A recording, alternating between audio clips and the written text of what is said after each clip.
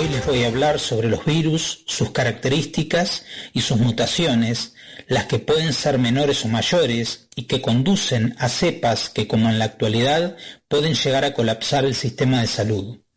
Los virus, que en latín significa toxina o veneno, son partículas infecciosas muy pequeñas, unas 100 veces más que una célula eucariota típica, que actúan como parásitos, ya que necesitan infectar células de otros organismos vivos, como plantas, animales, bacterias, hongos o incluso al ser humano, para reproducirse o para completar su ciclo vital, donde utilizarán todos los elementos de la célula huésped, como pueden ser las proteínas, ribosomas, etc. De lo contrario, mueren.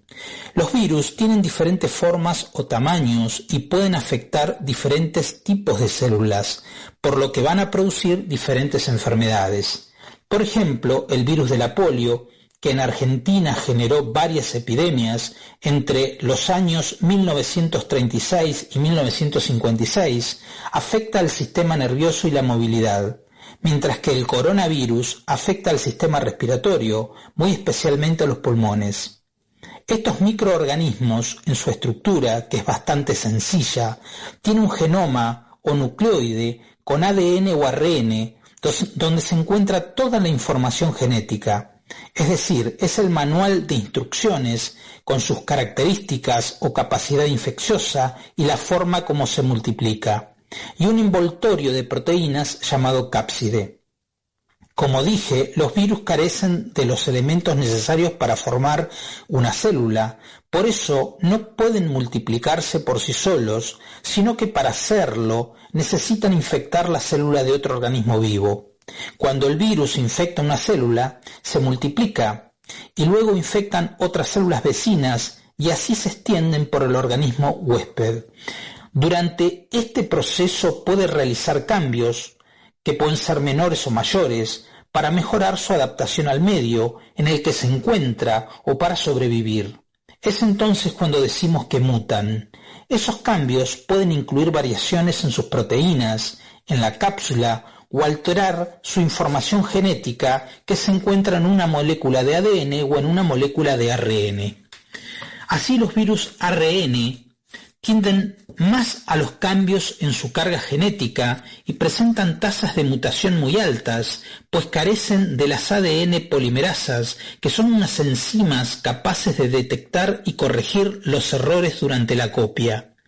Estos cambios o mutaciones se dan mientras el virus pasa de una persona a otra. Dentro de estos existen los cambios pequeños o menores que producen variantes, pero cuando se produce un cambio mayor o sustancial, comenzamos a hablar de una cepa. Cuando se forma una cepa, aparece una nueva especie de virus, es decir, la estructura inicial cambia sus proteínas para poder parasitar en aquellos lugares donde antes no podía. En definitiva, está sufriendo lo que podríamos llamar un proceso de evolución darwiniana.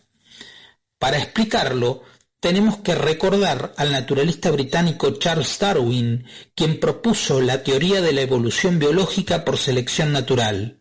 Es decir, que las especies cambian a lo largo del tiempo, dan origen a nuevas especies y comparten un ancestro común sin ninguna intervención divina.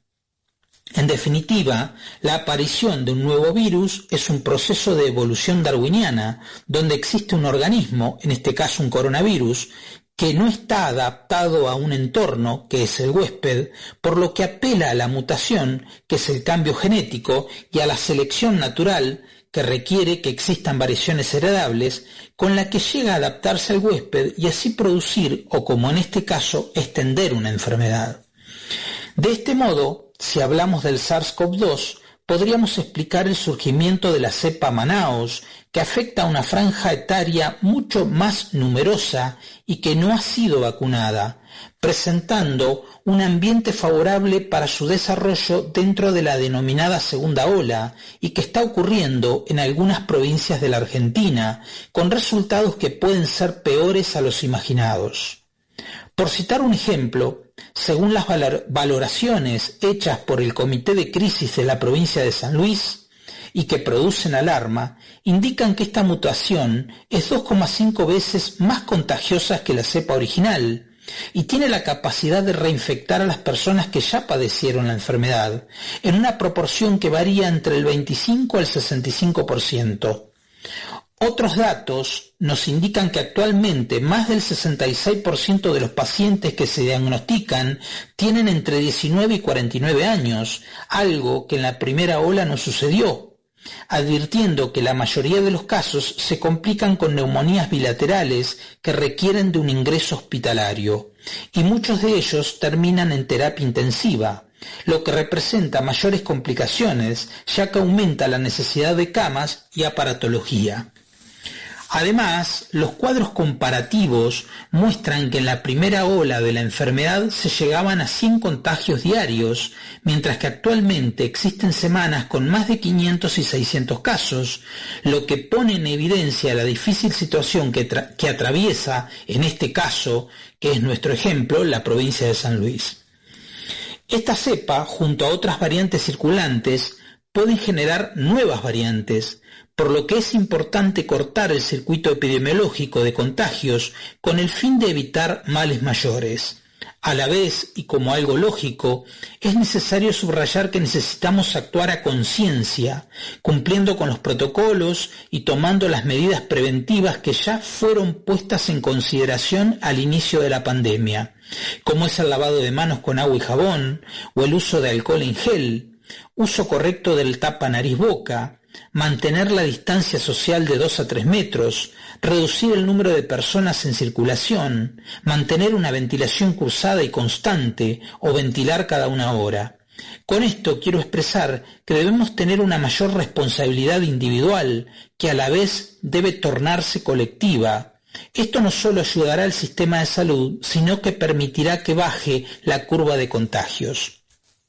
Para finalizar, vale tener en consideración que un contacto estrecho tiene que aislarse durante 10 días. Esto es muy importante porque en ese periodo de tiempo pueden comenzar los síntomas y/o puede contagiar. De allí que las personas que son casos positivos deben declarar sus contactos estrechos.